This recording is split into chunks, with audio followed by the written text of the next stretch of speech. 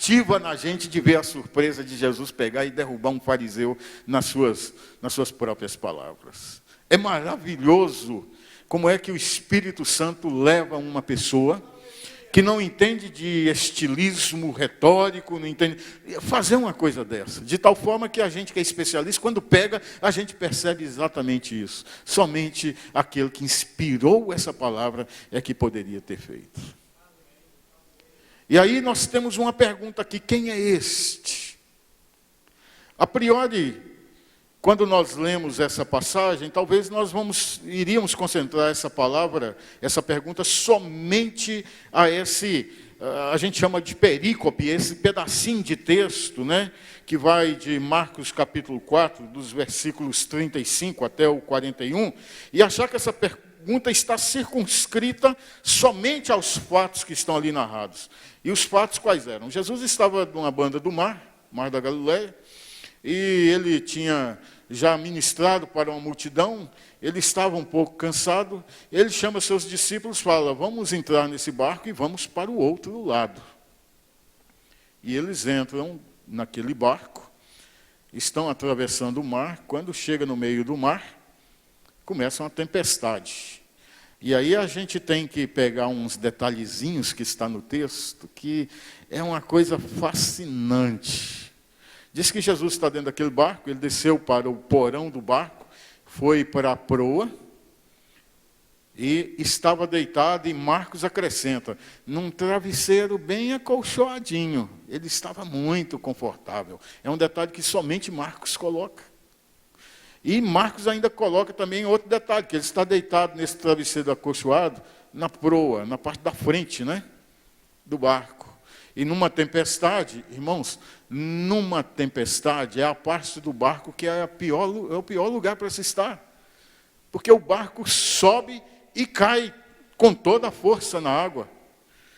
Era de pensar o seguinte, que está ali Jesus e ele está dormindo tranquilamente e toda hora subindo e cai, e ele não se abala com aquilo lá. E enquanto isso, estão os discípulos em cima, desesperados com a tempestade. Desesperados. Vamos morrer, agora acabou a nossa vida, vamos afundar, isso aqui. Aí descem lá, onde Jesus estava dormindo: mestre, o senhor está dormindo, não se te dá que morramos. As ondas estão quase a nos sucumbir, estão desesperados. Aí Jesus sai daquele porão, sobe e fala: oh, homens de pouca fé. O que é que Jesus estava falando? Olha, lá do outro lado eu não falei para vocês, vamos entrar nesse barco, vamos atravessar por o outro lado? Não? Se eu falei, não importa o que acontece no meio dessa viagem, nós vamos chegar lá do outro lado. E aí, longe daquilo que muitas vezes eu vejo os expositores falar, que isso aqui representa as tempestades das nossas vidas, aqui representa a tempestade da vida de Jesus. E que quando nós estamos dentro da vida de Jesus, dentro do barco é de Jesus, não é Jesus dentro do nosso barco, é nós dentro do barco de Jesus, é acometido por tempestades e graves, né? Mas se nós estamos dentro, saímos do nosso barco, estamos dentro do barco de Jesus, não importa a tempestade. E aí vem aquela pergunta, aí Jesus sai daquele barco e olha para o mar que está agressivo, arredio, e ordena que aquele mar se acalme. E imediatamente houve bonança. Houve bonança. E eles continuaram. Aí quando os discípulos veem isso, ficam estupefatos. Tal qual Miriam, por exemplo, quando eu falei hoje pela manhã, depois de ver o mar se abrir, né, e fechar em cima dos egípcios, aí ela está boquiaberta, os discípulos também estão boquiabertos, Miriam pega um pandeiro, aí não tem quem fique em pé diante de um milagre desse. E aqui estão os discípulos estupefatos. Gente, o que é isso? Isso é impossível. Não existe, humanamente é impossível. Alguém falar com o mar, com os ventos e a coisa parar. E aí eles perguntam: quem é este que até o vento e o mar lhe obedecem? Quem é este?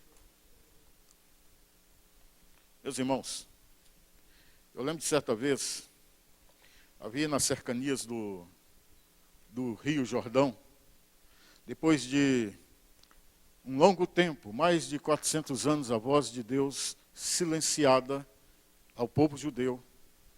Desde que Malaquias encerrou seu ministério, Deus não levantou um profeta mais sobre o povo de Israel. Houve um silêncio total. É o chamado período interbíblico. E nesse período, Deus estava preparando o mundo, mas agora em relação ao povo dele, o povo de Israel, o povo judeu, ele havia calado.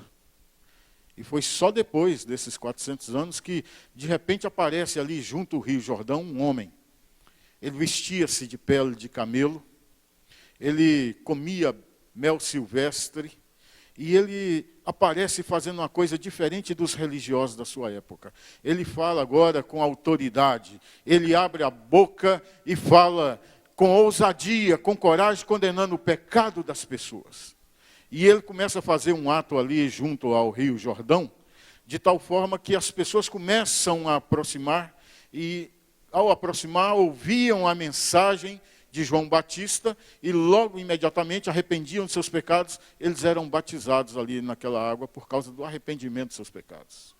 E certo dia está Jesus andando, ele chega lá próximo ao Rio Jordão, e ele vai andando, vê João Batista, aproxima de João Batista, talvez ao longo já ouviu João Batista falando: eu vos batizo com água, mas vem aquele que é poderoso, mais poderoso que eu. Eu não sou digno de desatar as sandálias dos pés dele. Eu batizo com água, mas ele vos batizará com Espírito Santo. Quando João Batista termina de falar isso, aparece Jesus. E Jesus fala: eu quero ser batizado por ti. João Batista tem uma resistência porque ele batizava com base no arrependimento de pecados, e ele reconheceu em Jesus alguém que não tinha pecado, e falou: eu que preciso ser batizado pelo Senhor. Né? Mas Jesus insiste: é preciso que seja cumprido toda a justiça de Deus, é preciso que a justiça de Deus seja totalmente satisfeita, então preciso que você me batize. Ele entra na água, juntamente com João Batista, e João Batista batiza Jesus. Batiza Jesus. E quando ele é levantado da água, diz o texto bíblico, Marcos capítulo 1, versículo 6.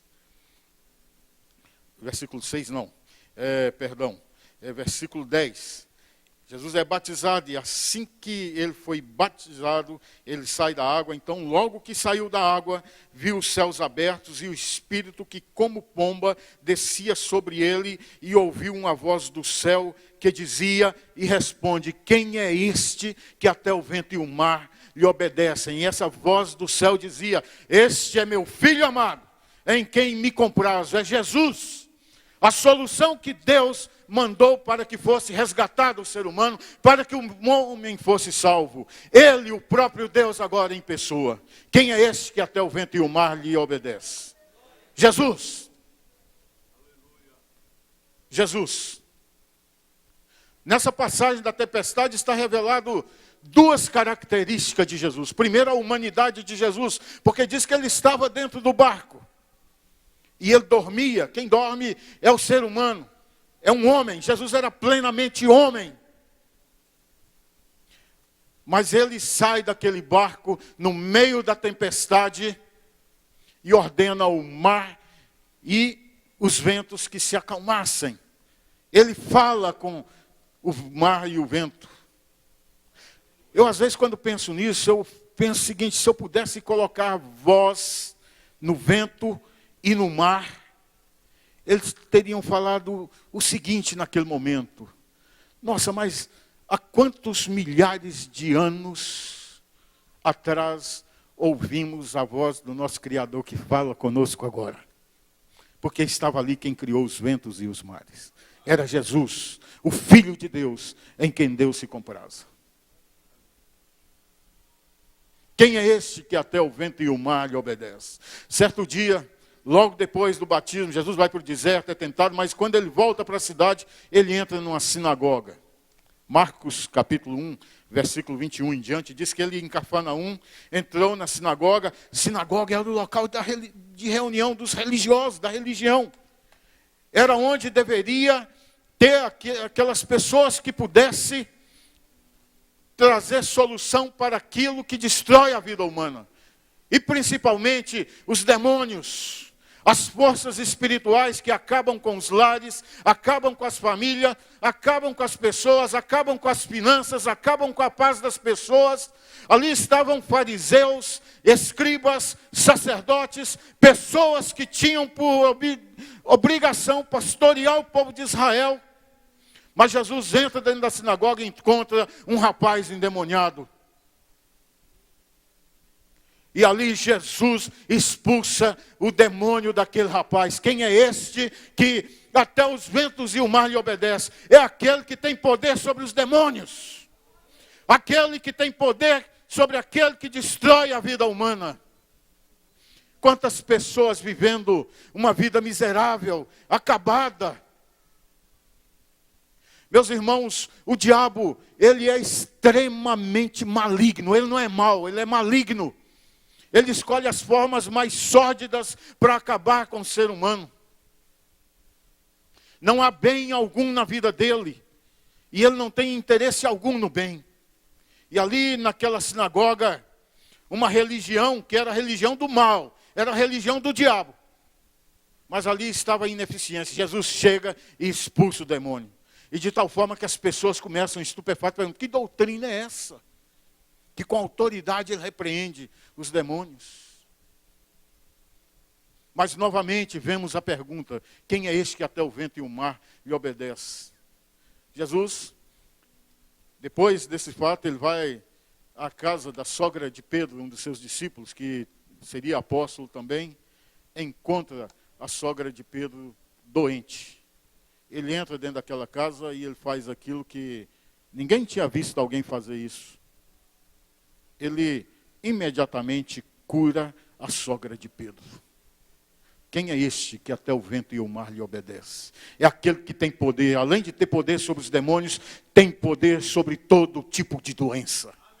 Jesus cura câncer, Jesus cura AIDS, Jesus cura qualquer tipo de doença. Não há depressão que fique na vida de uma pessoa que se aproxima de Jesus e clama por ele e pede por essa cura. Porque Jesus tem poder sobre a cura, sobre a doença. Jesus continua, logo depois ele encontra um leproso. A lepra era uma das mais indignas doenças daquele tempo. Isolavam as pessoas. E se lemos os evangelhos, aí vamos ver curar leproso. Vamos ver curar uma mulher de fluxo de sangue. Vamos ver curas, irmãos, de doenças, de enfermidades mesmo. Está aos montes nos evangelhos.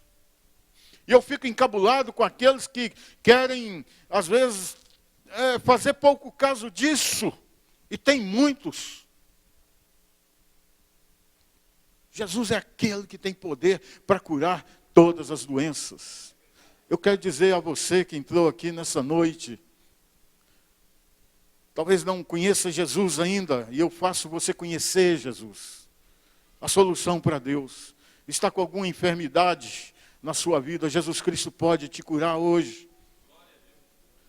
Está com a sua vida totalmente destruída, sem paz, sem poder dormir com tranquilidade. É Jesus que pode tirar da sua vida aquele que tira a paz da sua vida, o diabo. Porque a Bíblia diz que o diabo vem para matar, destruir, roubar a sua vida, roubar tudo que você tem, roubar sua casa, roubar suas finanças, roubar tudo.